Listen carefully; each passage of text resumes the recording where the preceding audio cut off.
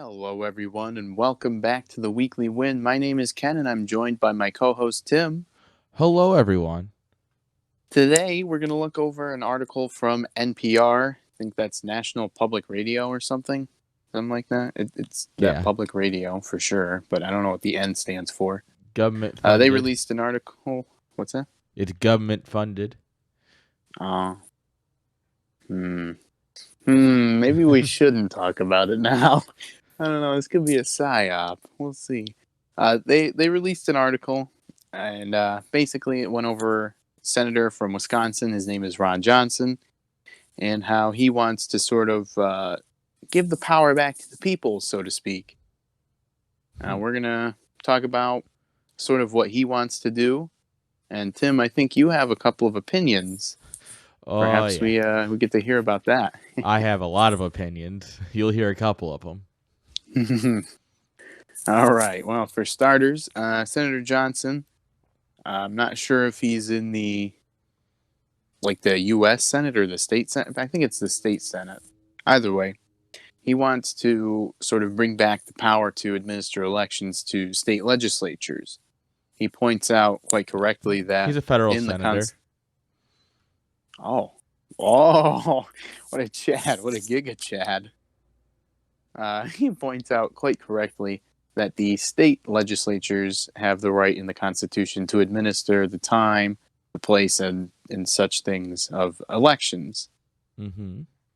Now, I read through most of the dross that is this a few days ago, and I've forgotten a bunch of it, but I wrote some notes.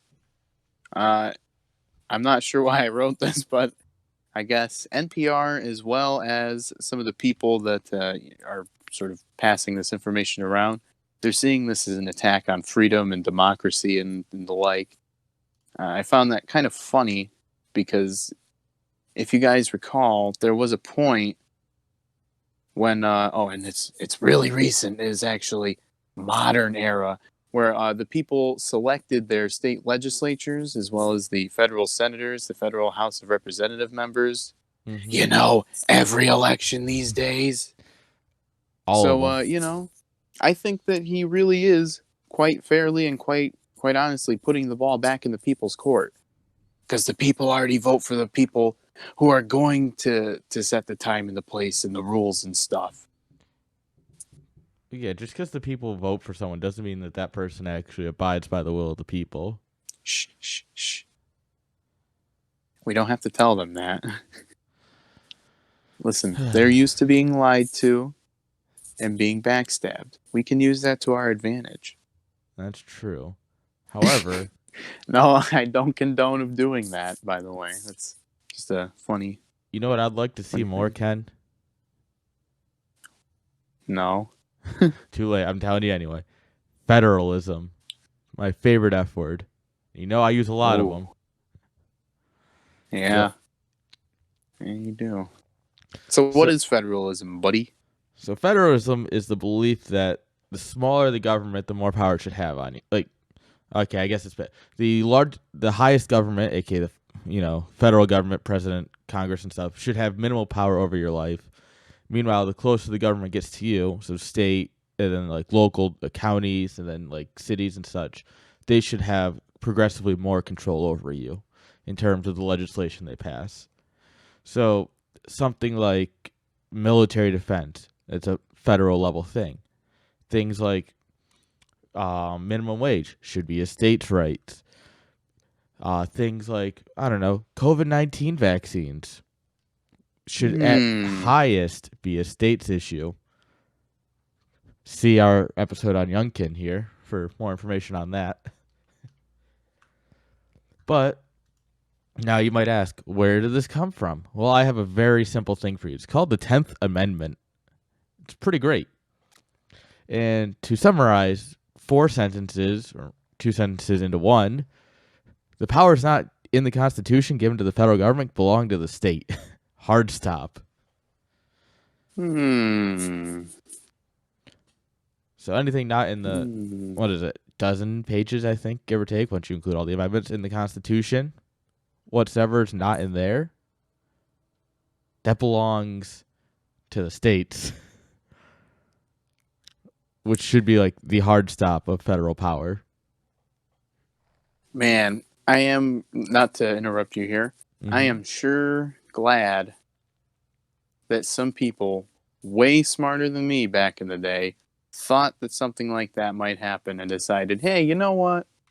How about everything we don't give you, you can't have? That's so genius.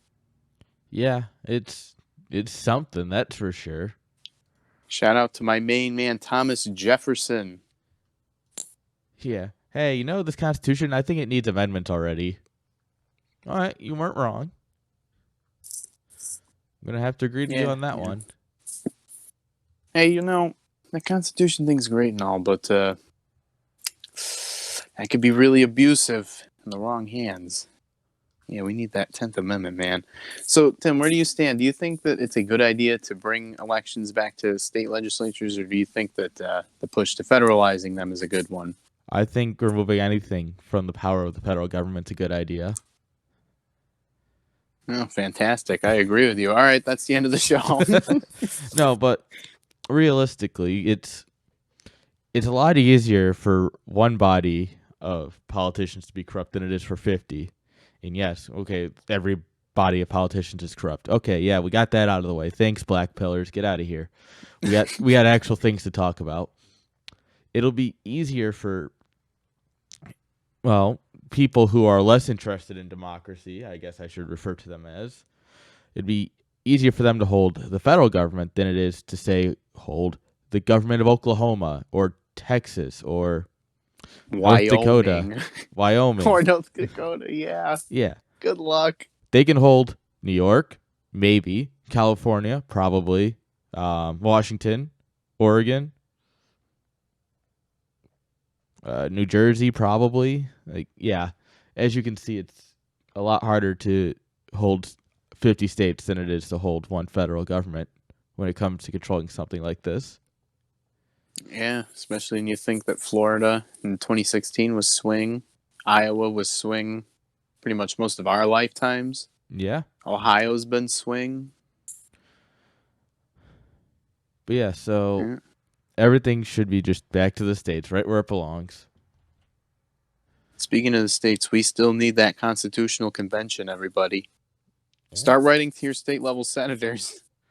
I We'll don't know have, what we'll accomplish, but I hope we can do something. we definitely should do Something's an better than episode on nothing. that, talking about a constitutional convention brought forth by the states. Hmm. Yeah, we'll have to see about that. I have to put one in for the works here. Well, we hope you all have a great day, and God bless.